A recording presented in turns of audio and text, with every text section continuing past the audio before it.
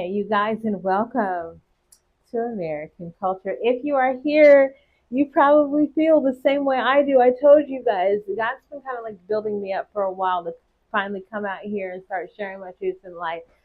I finally got to the point where I was like, Jesus, I really need somebody to talk to me. So we should just go out there and start talking to people.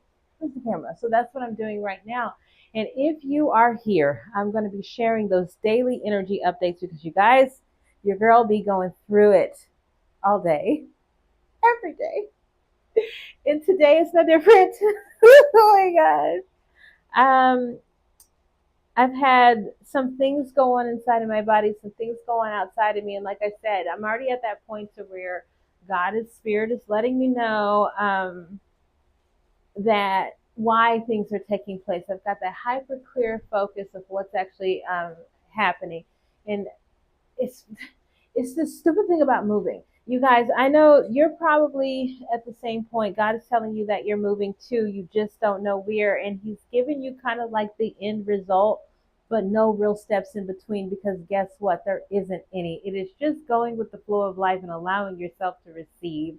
And I have never done that. It's like I've always had to try to go and do and make and see and and he was talking to me today about manifestation, about how that's not really a real thing. A lot of people are trying to manifest stuff, but really all this is vibrational. And once you get on a certain wave, and like radio waves, things are available to you. So this is just about a better, good version of you actually running into better things. That's how it works. Everything's on a frequency, but that's a different story for another day. So he was letting me know that manifesting stuff isn't it. It's just that it's a way for people to get themselves into a higher vibration. Thinking good about something happening is probably going to make it happen a lot faster than you thinking bad about something that's going to take place. Long story short, when it comes to this whole like housing thing, God told me that I was moving, but I wasn't gonna like when I move, I wouldn't be taking anything with me. So like a move where I have to move into another apartment or move into another anything just seems so out of the blue. But in actual reality, that's all that's available to me. And God started to let me know that Alicia, there's a choice between a life lived from grace to grace and one that's lived from mercy to mercy. God, show me mercy. God, help me. And mercy isn't just God coming to help you, it's God actually exposing the truth to you. And He told me that right now He's exposing the truth to me that I'm very limited in what I can do in the physical world. And I have to believe so much in this spiritual reality that He's giving me. And it's my belief to that spiritual reality that will actually make it come to fruition. That literally, that is it. I just have to believe in that. And the reason why it feels so disconnected to believe in the higher things because you think it's you doing it. But please know that it goes back to God having a divinely orchestrated plan in great detail for all of us.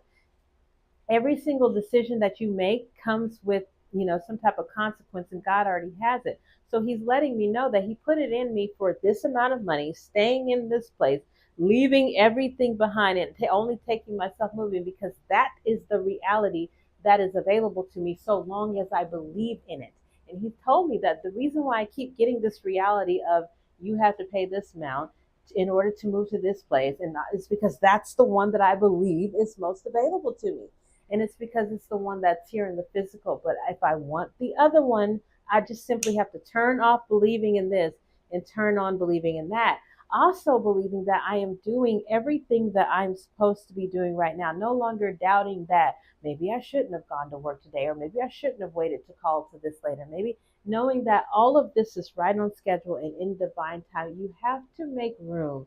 Empty out you saying, look what I did, so that you can fully open up and say, whoa, look at what God did. And if you're here, you're at the first point in your life of actually being able to do that, to literally turn off the what I can do, that I have all the resources to, just continue my earthly on way, needing mercy ever so often. No, and turn on what God could do so that I can breeze through life from grace to grace, knowing that that is Him doing that, and I am walking in step with the Spirit, and it should be like this. It's not a farce, you guys.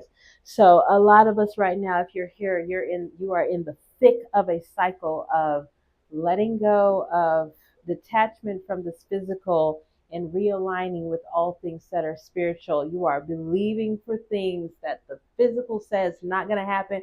And some of y'all, you are you are at that crossroads. Like myself, I'm at a midnight deadline here. That's not a joke, that type of thing. Um, but just know that God will come through and do what God does. So yeah, it's not about waiting anymore, you guys. It's just about doing, taking the steps and letting God do whatever it is that He does with that, knowing that you're prepared for whatever comes your way. But that thing where it's like, I want to take control and I have the resources to kind of do that, even though it's not in quite alignment with what my spirit is saying, don't do that. Rest in what the spirit is saying, that it will be this price, it will be this time, it will look this way, it will do all that stuff, because God's really giving us the opportunity to consciously see that take place. It's not manifestation, isn't like bringing, because all, like I said, all creation is here. It's just consciously making yourself aware of what God has available to you, as opposed to what you think is available to you. And you're letting that happen. But it starts in here first.